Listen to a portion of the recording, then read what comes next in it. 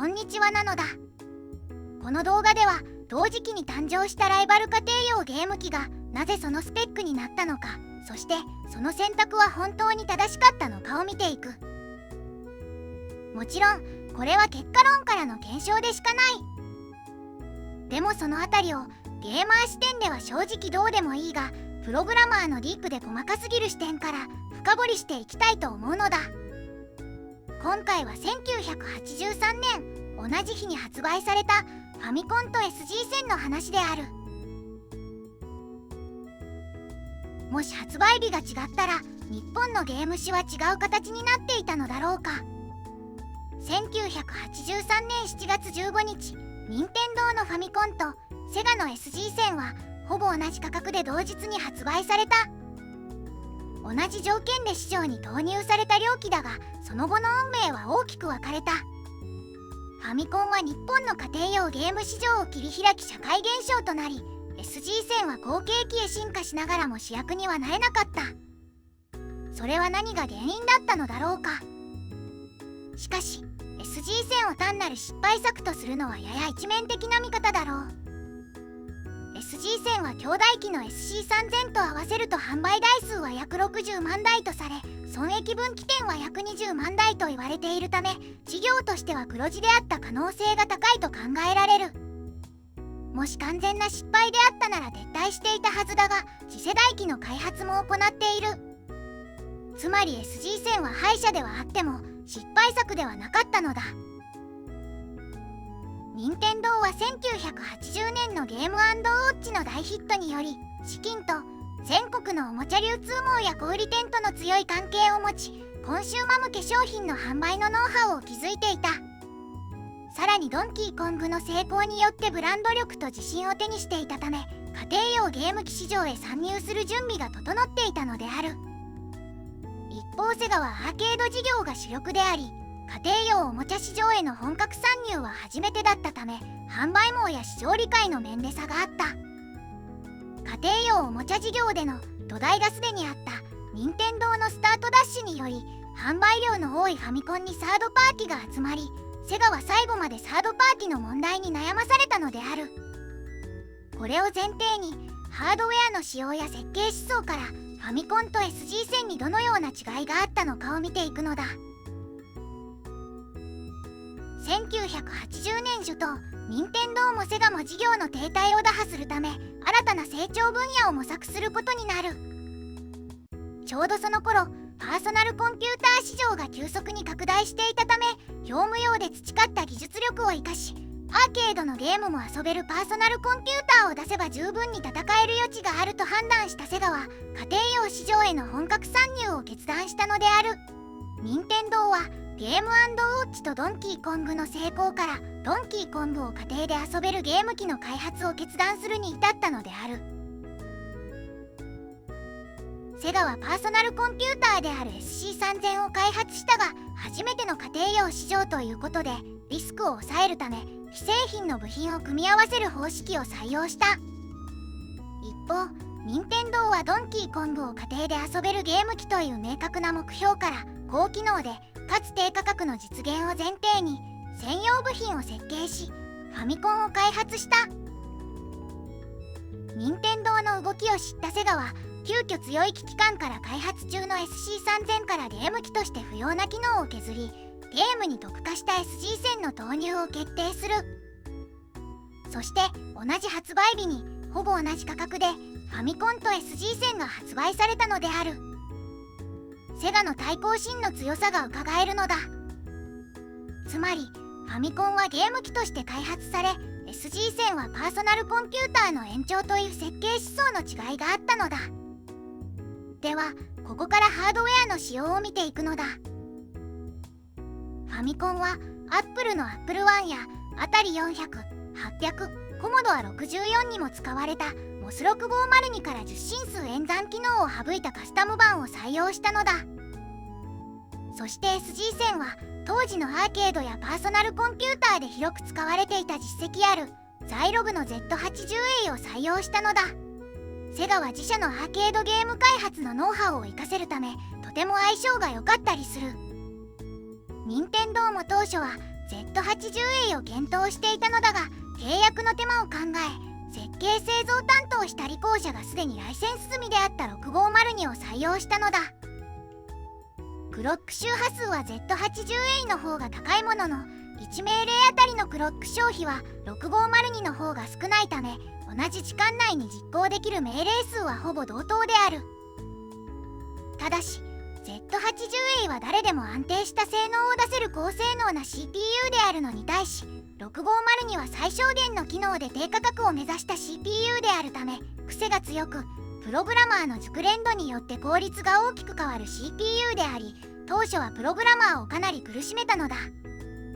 それよりも CPU が使用できる RAM の容量がファミコンは 2KB なのに SG-1000 は 1KB しかないという差は、プログラム設計の自由度に影響を与えた。次はグラフィックである。ファミコンのグラフィックチップである PPU はファミコン向けの専用設計であり、当時のアーケードゲーム機と同様に描画に使うキャラクターを格納する ROM とプログラムを格納する ROM を分ける設計である。一方 SG-1000 のグラフィックチップはパーソナルコンピューター向けに設計された汎用チップであるテキサス・インストゥルメンツ製の TMS9918A であり、キャラクターデータは主にプログラム ROM に格納され、必要に応じて VRAM へ転送してから描画する仕組みである。 SG-1000 の方式の弱点は、キャラクターパターンや画面データを格納するために ROM より高価だった VRAM を 16KB も搭載する必要があったことなのだ。対してファミコンの方式の利点は、描画専用のキャラクター ROM を独立させることで VRAM の容量を 2KB に抑えつつ高速にアクセスできる点にあり、コスト面でも理にかなった設計である。しかしファミコンは標準状態では同時に参照できるキャラクター ROM は 8KB で 8×8 ドットのパターンが512個分に相当する。これは全てを並べても画面の 60% を埋めれる程度とかなり少ないのに、一般的な使い方では背景とスプライトで半分ずつの利用となる。ファミコンはカートリッジに MMC と大容量のキャラクター ROM を入れることで最小で 1KB 単位に8ブロックに分割し、キャラクター ROM を交換できるようになった。しかし例えば1ステージの敵を同じブロックに集めたりするが、必要なパターンを洗い出すと全然足りない。一方 SG-1000 の方式であれば、フレームごとにこの中の1パターンだけを書き換えるという柔軟なことができる。そのためファミコンのファイナルファンタジーやドラクエではキャラクター ROM ではなくカートリッジにキャラクター ROM を搭載し、 SG-1000 のように動的にキャラクターを書き換える方式を採用してたりする。ただし大容量のプログラム ROM を持っていなければ VRAM に書き込む元の画像データを用意できないため、大容量 ROM を出さなかった SG-1000 はこの利点を生かすことができなかったのだ。同等の部品構成である MSX の大容量ゲームを見れば SG-1000 にもポテンシャルは十分にあったことがわかる。しかし次世代機の M3 が発売されたため採用されず終わったのだろう。 MMC にも苦労はあるが、大容量化はファミコンの本来のポテンシャルを引き出すきっかけとなったのは間違いがない。なお専用チップではないものの、ファミコンで汎用ロジックを使い大容量のバンク切り替えを実現した最初のゲームは1985年に発売されたコナミのハイパーオリンピック、殿様版やジャレコのシティコネクション、忍者ジャジャマルくんなどがある。1986年には他社にも採用が広がり、対応ソフトは急増していったことからも大容量化への需要は当初から存在していたと言える。もし最初からファミコン本体に MMC 相当の機構を搭載していれば、カートリッジ側のコストは下げられた可能性もあるが、本体価格を抑える戦略を優先した結果、あえて搭載しなかったとも考えられる。なお本体に MMC を搭載すると独自拡張ができなくなるという意見もあるが、マーク3やメガドライブは本体側に拡張機構を持ちながらカートリッジスロットで拡張機能を実現しており、技術的には十分可能である。次は色についてだが、発色可能な色数はファミコンは52色の中から選択して使用し、 SG-1000 は固定16色の中から選んで使用する。色数の違いはパソコンとして必要な色数とゲームに必要な色数という目的の違いによるものであろ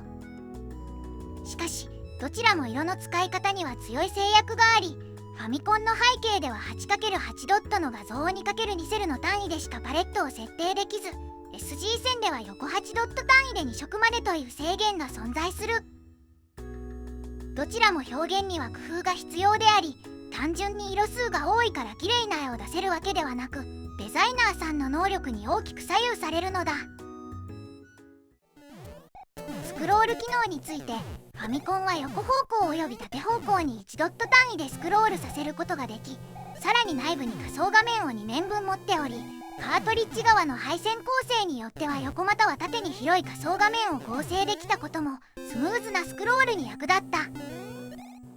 ハードウェアとしてはラスタスクロール専用機能は持っていないが、表示タイミングを精密に制御することでプログラマーの技術力により複雑なスクロール演出が実現されたのだ。ファミコンで最初のスクロールを使ったゲームは1984年に発売されたデビルワールドではないだろうか。対して SG 線にはハードウェアスクロール機能が存在せず、本体と同日に発売されたスタージャッカーでは画面全体を書き換えることでスクロール風の演出を力技で実現していたのだ。つまりスクロール機能の有無は少なくとも発売初期においては本体の成功を直接左右する決定的要因ではなかったとも考えられる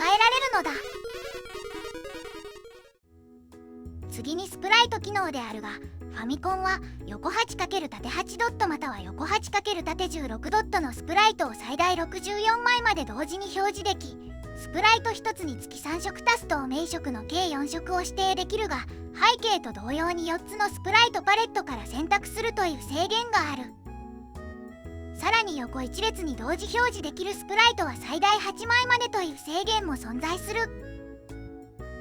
SG 線は横 8× 縦8ドットまたは横 8× 縦16ドットのスプライトを最大32枚まで同時に表示でき、スプライト1つにつき1色足すと明色の計2色のみ指定可能である。 SG 線ではスプライトを2枚重ねることで疑似的に多色表現を行う工夫もされていたが、キャラクターの表現力という点では大きな差を生むポイントになったのだ。ただし当初の市場の反応としてはそこまで決定的な評価差がつく状態ではなかったとも考えられる。しかし MMC を搭載し大容量化が進んだことでキャラクターパターンや演出の幅が広がり、結果としてスプライトについてもファミコンのポテンシャルが大きく引き上げられたのだ。最後にサウンドであるが、ファミコンは区形派に三角配置、ノイズ位置、DTCM1 という構成であり、音量エンベロープやスイープ機能などを備え CPU の細かな介入なしに音色の変化を伴う表現が可能であった。 SG 線はテキサスインストゥルメンツ製の PSG による区形派3音と足すノイズ1音の構成で、音色変化や細かな表現を行うには CPU 側で頻繁に制御してあげる必要がある。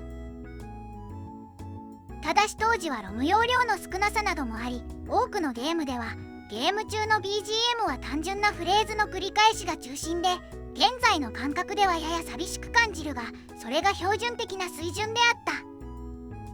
そのため発売初期においてはサウンド機能の性能差は決定的な評価ポイントにはなっていなかったとも考えられる。ファミコンで印象的な楽曲を前面に押し出した初期作品としては1984年に発売されたナムコのマッピーが挙げられるが、これはアーケードからの移植なのでやや得意な存在である。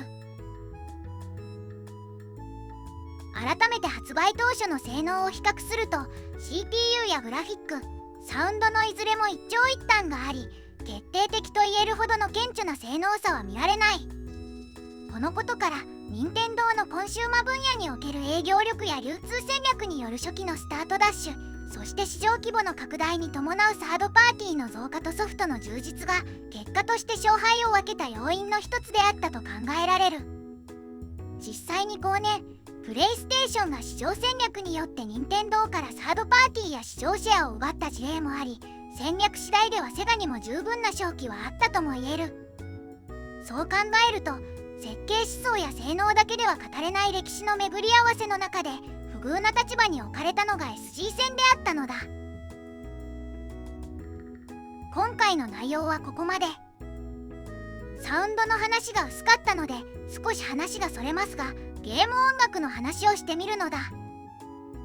音源チップの性能制限やロム容量の少なさもあり、ゲーム音楽にとって不遇の時代だった。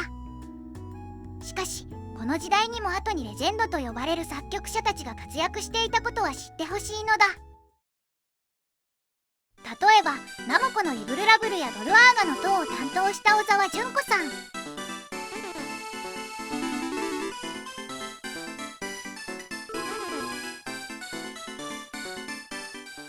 セビウスやドラゴンバスターの K のゆり子さん、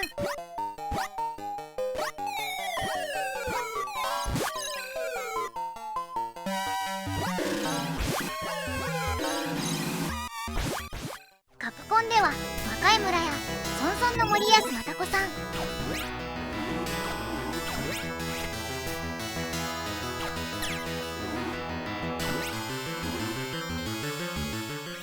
大魔界村やエグゼドエグゼス、怪盗遺跡後のレイフォースを担当した川本佳代さん、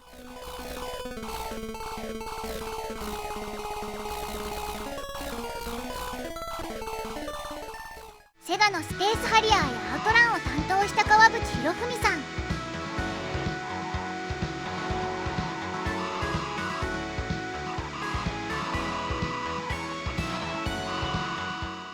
コナミのグラディウスを担当した東野美紀さん、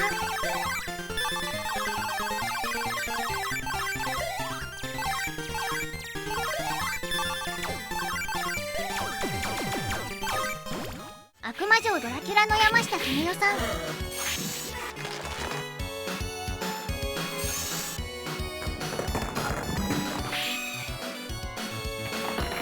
ごい人たちがたくさんいたのだ。ハードの性能だけでなくゲーム作曲者という視点から時代を見てみるのもまた面白いのだ。ここはいつか一本の動画にまとめてみたいテーマなのだ。今回はこれで終わりなのだ。次回はまた別のゲームを見ていきたいと思う。では今日はここまで。バイバイ。